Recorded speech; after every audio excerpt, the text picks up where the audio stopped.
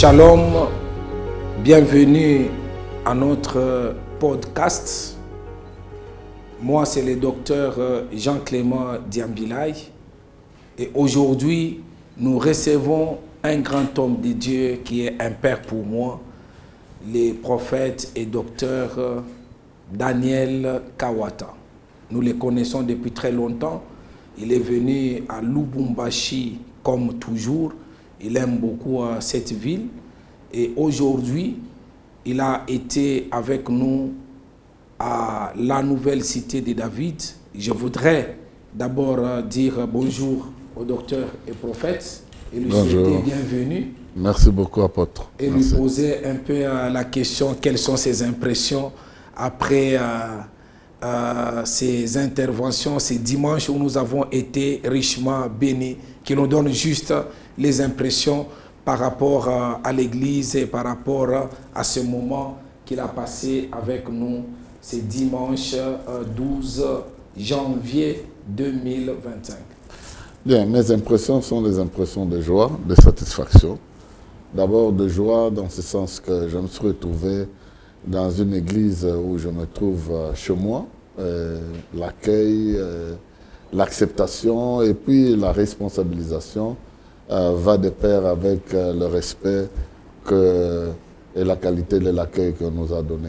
Mais en tant qu'église, j'étais très satisfait de voir l'engouement, de voir la soif de la parole et surtout la réponse à la parole de Dieu. Ça m'a donné beaucoup de joie et de satisfaction et je pars avec un sentiment d'apaisement et de joie parce que j'ai vu un peuple qui avait soif de la parole, qui a reçu la parole et je sais que ce peuple-là est béni dans la manière de recevoir cette parole-là. Prophète, vous avez parlé un message très puissant où nous devons nous maintenir en haut, qui est le thème de l'année, par l'assistance du Saint-Esprit. Qu'est-ce que nos auditeurs qui sont en train de nous suivre pendant ce moment peuvent retenir en 1 minute, en 2 minutes, comme résumé de ces messages qui étaient vraiment très forts? Oui, merci beaucoup. En fait, l'assistance du Saint-Esprit est très importante. Jésus-Christ, après avoir pris ses disciples comme des pécheurs, partout où il les a pris, quand il est parti, il a dit, vous aurez la puissance de l'Esprit et vous serez mes témoins. En d'autres termes, tout ce que Jésus a fait devait être capitalisé par le Saint-Esprit et lorsque le Saint-Esprit vient, il ramène ces disciples-là à la hauteur des vrais apôtres. C'est comme ça que j'ai parlé des 3 éléments qui nous arrivent lorsque le Saint-Esprit nous apporte son assistance. La première chose, c'est que les problèmes longtemps non résolus deviennent résolus. En d'autres termes, ce que nous attendions, nous recevons cela. Longtemps, nous avions attendu des preuves que Dieu nous aime, des preuves que nous pouvons sortir de nos maladies, de nos péchés, de tout ceci. Même le péché qui a longtemps dominé notre vie peut nous abandonner parce que l'Esprit de Dieu nous prend de là où nous sommes pour nous amener à la hauteur. Dieu nous a pardonné, Dieu nous a justifiés, Dieu nous a glorifiés et le Saint-Esprit nous amène là. Ça, c'est la première chose. Des problèmes longtemps non résolus, comme dans le cas des aînés, dans Actes des Apôtres 9, 32 à 33. Aîné a été guéri et toute la vallée a compris que Dieu est à l'œuvre. Donc, ma prière, c'est ce que je dis, et ce que je dis à tout le monde qui va entendre, si Dieu veut vous amener à la hauteur et vous maintenir là-bas, il doit résoudre tous les problèmes longtemps non résolus et pour lesquels il n'y a pas de solution, il va vous donner la promesse pour vous soutenir. La deuxième chose que nous avons dite, en bref, c'est que là où l'Esprit de Dieu nous assiste pour nous maintenir en haut, il enlève l'impossibilité. L'impossibilité devient possible. Au fur et à mesure que nous progressons, des choses que nous avons trouvées difficiles, des choses que nous trouvons impossibles, vont devenir possibles parce que notre foi est en train de croître et nous commençons à croire même aux choses auxquelles nous ne pouvions pas croire avant. Donc, Dieu enlève nos limites. L'exemple a été pris plutôt de voir Paul qui guérit Aîné au chapitre 9, verset 30, 32, 33, 34. Mais il va aussi ressusciter Tabitha. C'est comme pour dire, Dieu ne va pas limiter notre force là où nous nous sentons à l'aise, mais il va amener notre foi à commencer à croire aux choses impossibles. Là, il nous soutient. Parce qu'à ce niveau-là, ce n'est pas notre intelligence, ce n'est pas nos capacités, ce n'est pas nos efforts, même pas nos prouesses. Mais le Saint-Esprit commence à nous faire naviguer dans la divinité pour que nous puissions voir des choses comme Dieu le voit, croire qu'il peut faire cela. Et la troisième chose, c'est que Dieu, en nous maintenant à cette position élevée, il veut que nous reflétions notre Seigneur, que nous soyons vraiment à la stature parfaite de Christ, que nous puissions atteindre ça, que vraiment notre présence ne puisse pas pousser les gens à chercher Christ. Quand nous sommes là, Christ est là. Tout ce qu'ils peuvent chercher à voir chez Christ, ils peuvent trouver ça chez nous. C'est en fait ça, le niveau où le Saint-Esprit veut nous amener. Et je crois que NCD est béni parce que Dieu va l'amener, d'abord en tant que communauté à ce niveau-là, pour le maintenir. Je vois des choses qui sont longtemps restées non résolues, qui doivent être résolues, des choses impossibles qui deviendront possibles, mais aussi le reflet de la chrétienté, de l'image de Christ au travers de l'Église dans son ensemble, de ses leaders et de ses membres effectifs. Voilà. Merci beaucoup, docteur. Docteur, il y a un homme que Dieu avait suscité dans notre pays, dans le monde entier, qui a bougé les nations alors qu'il n'y avait pas les réseaux sociaux. J'ai cité mon père spirituel, Papa Albert Lukusa Luvungu, que vous avez connu personnellement, qui a été très proche de vous. Si aujourd'hui on vous posait une question de cet homme, qu'est-ce que vous pouvez parler en quelques minutes? Moi, j'ai beaucoup de choses, je peux raconter, je commence le matin jusqu'à le soir, je ne terminerai pas de parler de cet homme qui m'a façonné, qui m'a appris les ABC du ministère. Aujourd'hui, sans cet homme, je ne me vois pas là où je pouvais être dans les ministères. Je n'ai pas deux pères spirituels, j'ai un seul père spirituel qui s'appelle Albert Lukusa, paix à son âme.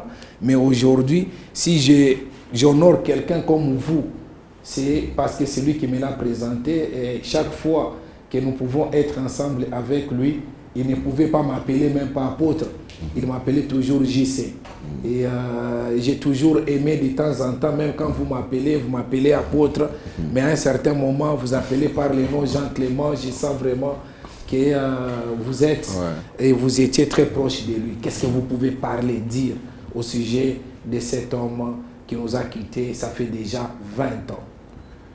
Bien, il y a beaucoup à dire de l'homme de Dieu, mais ce que je vais dire ici, c'est que j'ai appris à connaître le pasteur Abel Lukusa, pas dans la dimension humaine. Je l'ai appris dans la dimension spirituelle, et cette dimension-là, c'est Dieu qui me l'a montré. Je n'ai jamais eu l'habitude d'en parler, je n'en parle pas presque, peut-être que maintenant c'est la deuxième fois où je peux en parler, à part ceux qui m'ont posé la question hier. Moi, j'ai connu le pasteur Albert, après l'avoir rencontré comme ça, je vais voir dans une vision, on m'amène dans une grande salle, et dans cette salle-là, il y avait des bobines comme des bobines de films. Vous voyez des bobines de films là. Et puis on me dit, des anciens films de bobines comme ça. Et puis on me dit, cette chaise vide ici, c'est la chaise de Lukusa. Sa bobine lui a été transmise. Et quand quelqu'un arrive ici, il prend la bobine, il aura une parole qui ne vient de nulle part ailleurs, que lui-même peut avoir, on ne sera même pas limité. J'ai posé la question à la personne qui m'a amené, il dit, est-ce que c'est dans la Bible? Il dit, Jérémie était ici, on lui a fait avaler le livre. Vous avez entendu? Lui, il était là. On me montre la place de certaines personnes qui sont entrées là. Même le pasteur qui, à l'époque, avait bousculé le monde là avec l'évangile, je crois que Full Gospel avait profité aussi de... Son nom est en train de m'échapper. Jimmy Swaggart. On me dit il était là, lui aussi a pris cette bobine-là. Donc, je connais la dimension de Loukoussa à ce niveau-là. Bien sûr que j'ai vécu avec lui ici, mais je savais que le message qu'il donnait, il n'a pas fait la théologie, le message qu'il donnait provenait de quelque chose que Dieu lui a mis comme une puce. Et lui-même, des fois, ne se rendait pas compte de la nature de ce message-là, parce que des fois, il ne le préparait pas. Donc moi, c'est comme ça que je le connais. Je connais comme quelqu'un parmi les rares des personnes qui ont reçu un mandat, comme la Bible dit, de frapper la terre avec la verge. Donc, c'est comme ça que je le connais. Je n'ai jamais eu l'occasion de dire ces choses ici. Quand je l'écoutais, et quand je l'écoute encore, je pense qu'il avait un message unique. Mais en plus de ça, de cette qualité spirituelle, Dieu aussi l'a doté d'une qualité de leader, un leader de leader. Donc quelqu'un qui fabrique les leaders.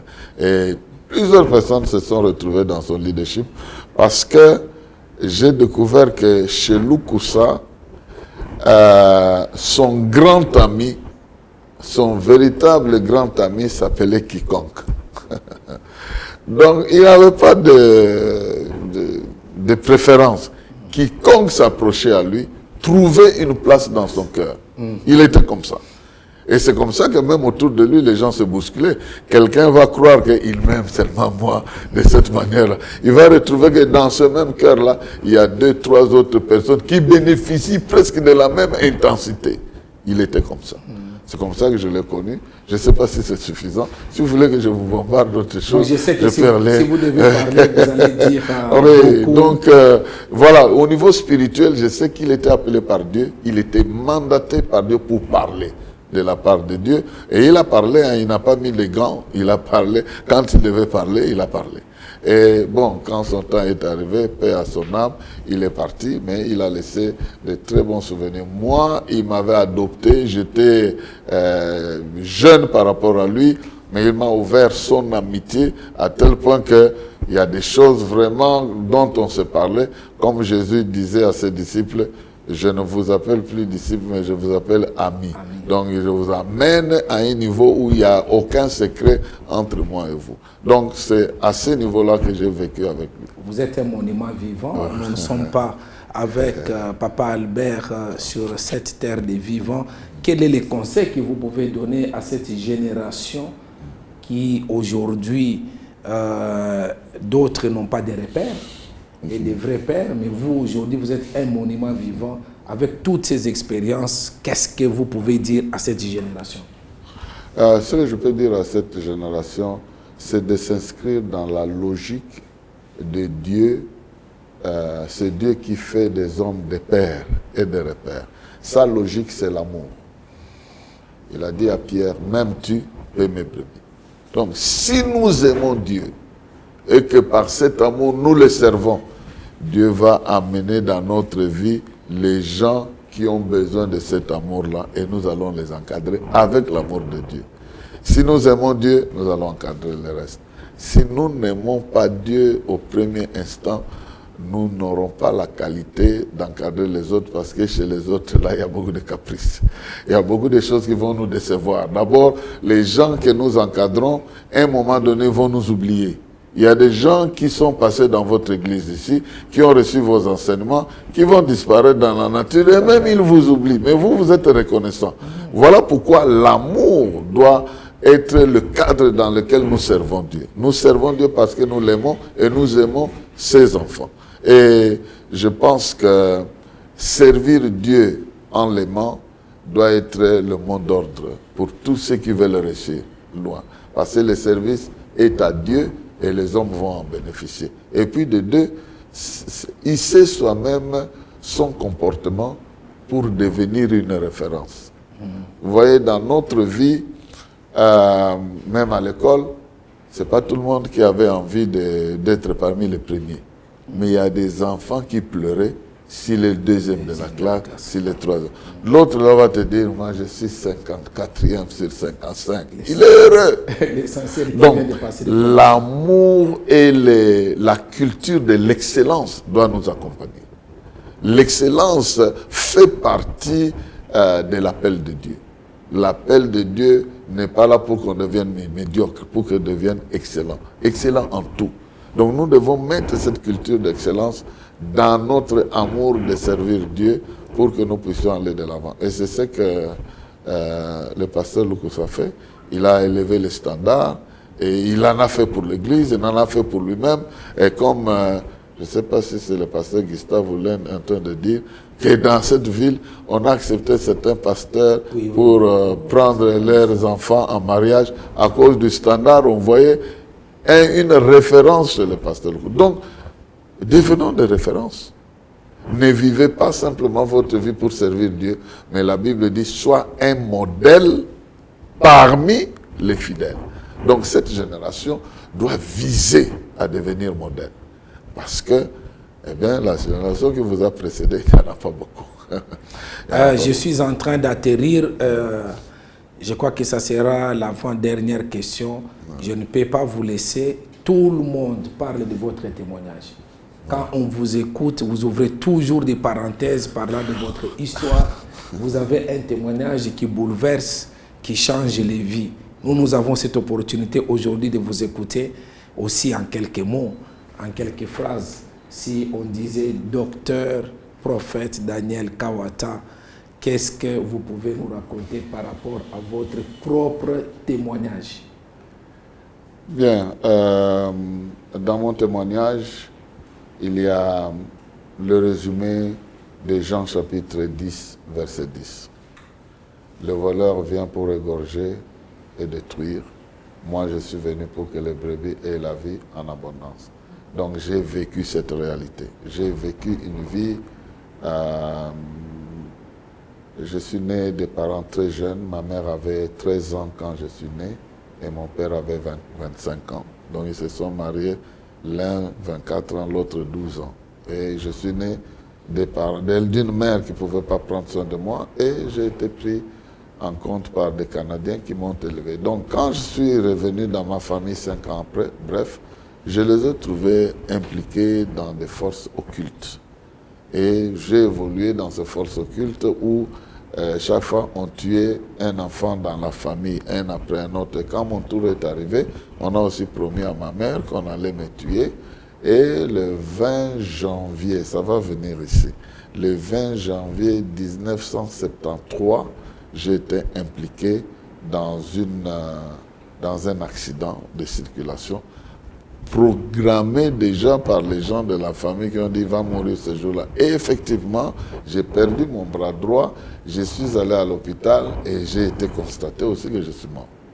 Donc, c'est que ces gens-là ont prédit et effectivement arrivé. Malheureusement pour eux, à ce niveau-là, c'est là où j'ai fait l'expérience du Seigneur qui me dit « ton jour n'est pas encore arrivé ».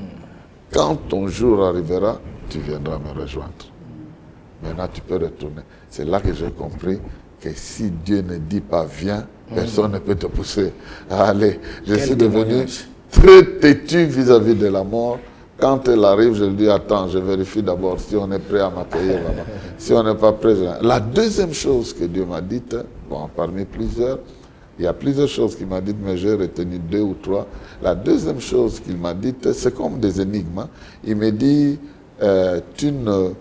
tu ne feras rien avec ce que tu as perdu, mais tu réussiras dans ta vie avec ce qui te reste.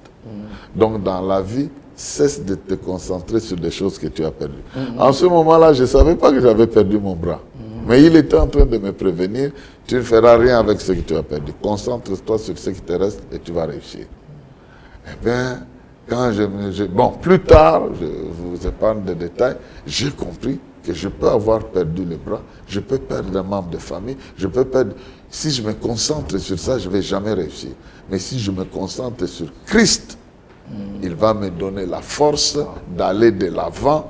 Mes manques vont être comblés par sa présence. Donc c'est comme ça que j'ai pris la vie à bras le corps. Et une autre chose qu'il m'a dit, c'est que dans une route, si tu n'as personne devant toi, c'est que tu es devant. Dans une route, si tu n'as personne devant toi, que... si tu ne vois personne devant, c'est que tu es devant.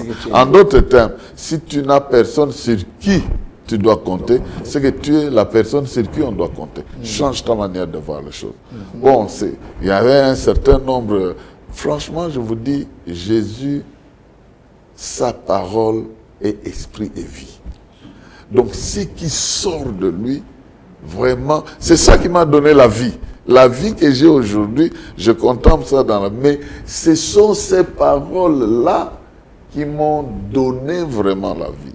Et si je les témoigne comme ça, je parle, c'est parce que je me rappelle de ce qui m'a... Ce n'est pas une expérience que j'ai eue quelque part. Non, c'est ma vie.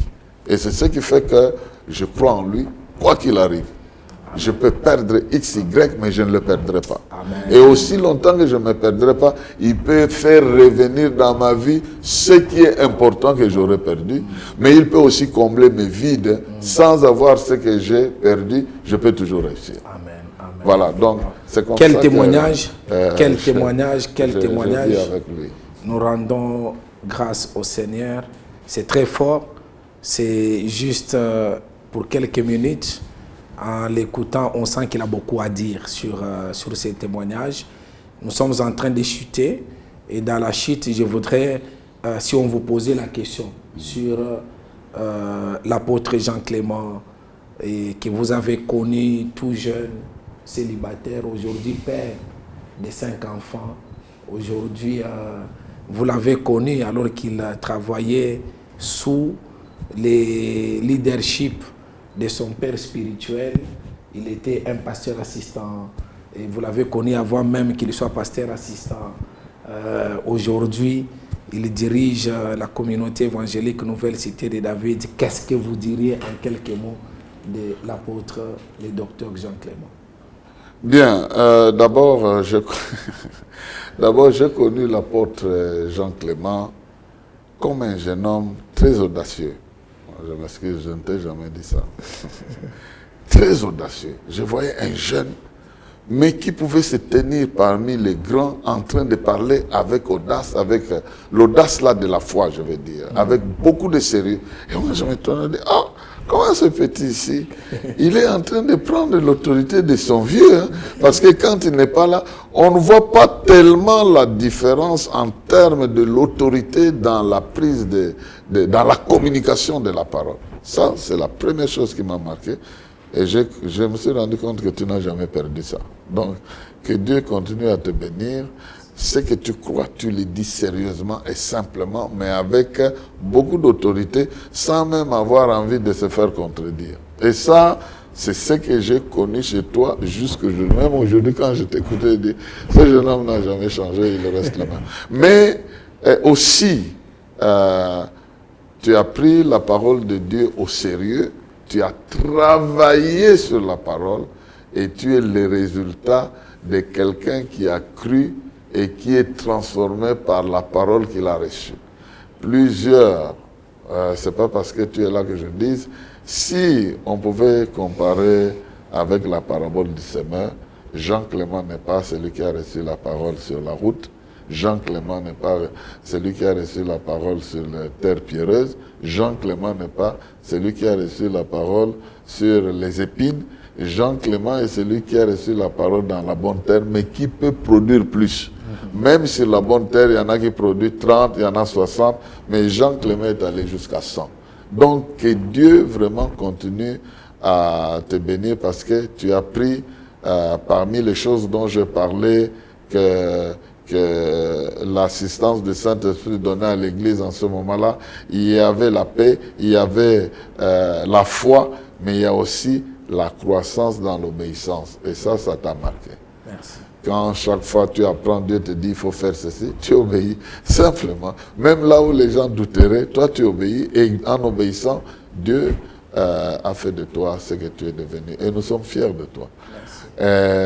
Je prie que beaucoup de gens Clément arrivent parce que franchement, tu es sorti du lot et il ne faut pas que tu sois comme dans un endroit où il y a plusieurs personnes qui se noient. Et toi, tu vas pour les sortir de la noyade et puis ils t'attrapent.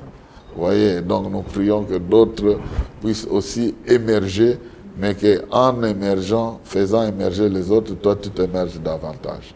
Donc, dès que tu fais émerger les autres, tu seras sur leur émergence. Donc, nous prions que Dieu continue à t'aider davantage. Je suis très fier de toi. Merci. Je parle de toi comme si... bon, je crois que ça provoque un peu la jalousie chez d'autres personnes parce que on me demande, papa, tu vas toujours à l'Oubongo? Je dis, j'ai un enfant qui prend soin de moi là-bas. Vous foutez quoi? Vous faites quoi ici dans votre manière de prendre soin des parents? Bon, que Dieu te bénisse en tout cas. Merci beaucoup. Je crois que ce que vous dites, dernièrement, il y a un pasteur des États-Unis. Oui. J'ai oublié encore le nom, il est d'Atlanta qui m'a parlé que dans une conversation, vous étiez en train de parler, vous voulez que j'invite Paola White. Oui. Il dit que non, lui aussi, il a beaucoup commencé à parler à Paola White, que j'ai vu, que j'ai connu aux États-Unis. C'est Shirandi. Il me dit vraiment, en tout cas, quand il parle de vous, c'est autre chose. Merci beaucoup. Ça nous le découvrons je lui ai cassé les oreilles avec Jean Clément. Je lui ai dit beaucoup de choses. Que Dieu te bénisse. En tout cas, merci beaucoup. Les derniers mots, c'est de savoir qu'est-ce que vous pouvez dire. Vous êtes là dans ces podcasts, Jean Clément. Quel est le mot que vous pouvez dire ce que je peux dire, c'est que Dieu, dans ces derniers temps, bon, il utilise le Fils, mais il utilise les médias. Le média est un canal puissant. Et comme l'Église est en train de se digitaliser, que ce podcast arrive, atteigne des milliers de gens que vous ne saurez pas, que vous ne connaîtrez pas. Et je prie que ce service ici, qui est lancé dans l'univers de médias, puisse atteindre des gens que d'autres messages n'atteignent pas. Amen. Parce que Dieu fait une différence avec vous. Et je prie que tous ceux qui ont les mains touchées dans cette communication soient touchés par l'Esprit de Dieu, soient bénis par l'Esprit de Dieu, soient identifiés, localisés par l'Esprit de Dieu, qui leur donne une bénédiction au-delà du service que vous êtes en train de rendre. Parce que Dieu lui-même sait combien de gens vous touchez, qu'il vous touche autant dans votre vie, et que ce ministère autour d'un serviteur de Dieu vous rende heureux. Que vous ne dites jamais, j'ai perdu mon temps en servant cet homme de Dieu. Je dirais comme Jésus a dit à ses disciples, personne qui aura quitté ses terres, ses mères, ses frères, en se joignant à ses services ne va jamais le regretter. Parce qu'il sera béni au centuple. Qu'il en soit ainsi. Au nom de Jésus. Amen. J'ai envie de le retenir, mais je voudrais vraiment qu'il prie pour la personne qui est en train de nous suivre pendant ce moment. Il y a une femme, il y a un homme qui est en train de nous suivre. Si il peut être attentif et recevoir la prière du docteur et prophète Daniel Kawata pour clôturer cette émission. Cette émission fait véhiculer la parole de Dieu. La parole est esprit et vie. C'est une parole que certaines personnes ont acceptée, ont vécue et témoignent. Entre autres, l'apôtre Jean Clément qui a reçu, qui a vu cette parole et qui témoigne. Donc, ce qui circule dans les médias n'est pas un simple témoignage, c'est la parole vécue qui est transmise avec la puissance de l'esprit. Et toi qui me vois, qui est tombé sur cette parole, elle n'est pas simplement la parole des hommes. Cette plateforme transmet la parole de Dieu. Et comme tu viens de la recevoir, je prie pour toi. Je prie que Dieu te touche. Je prie que cette parole devienne partie intégrante de ta vie. Je prie que ce que tu as entendu et ce en quoi tu as cru devienne la réalité de ta vie. Je prie que Dieu élargisse ta vie avec cette parole que tu viens d'entendre. Je prie que le Saint-Esprit te prouve et te convainque que tu as besoin de continuer à te ressourcer au travers de cette plateforme pour aller de l'avant parce que tu as une qualité meilleure du témoignage et de ce que Dieu fait dans la vie des gens. Que Dieu te touche et que Dieu manifeste ses bienfaits dans ta vie sous toutes les formes. Que la bénédiction, je prononce, devienne un soubassement pour ton avancement. Au nom de Jésus, Amen. Amen. Sois béni. Shalom. Je vais juste me tenir